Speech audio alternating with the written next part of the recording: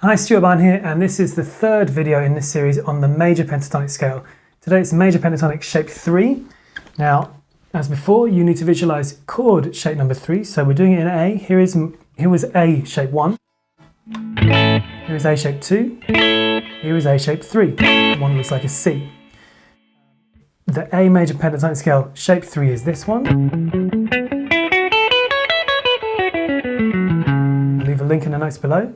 And again, it's very useful to visualize the chord tones, so the notes of the chord. So here they all are, root, 3, 5, root, 3, and then there's another 5 there. Again, if you don't know about music theory, you don't know what roots, thirds and fifths are, don't worry. We will get onto that in the future. So the non-chord tones, that will be this one, B string fret 12, and this one, G string fret 11, D string fret 9, and the A string fret 9. So those are the non-chord tones, and as before, those are the ones that sound more jazzy. Here's an example again. Here's my A chord in the background. Chord tones. Non-chord tone.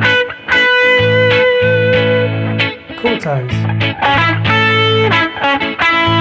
Non-chord tone.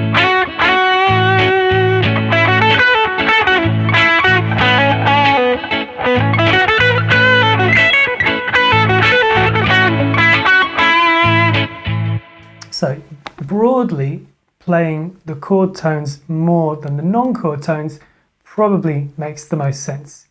As usual, you can't beat clocking up time using this, experimenting, trying to play short musical phrases and just reflect as you're doing it. How did that last phrase sound? Trying different keys, try different grooves, and just get in your practice regime. I hope you found the video helpful. Please click like and subscribe if you did. See you in the next video.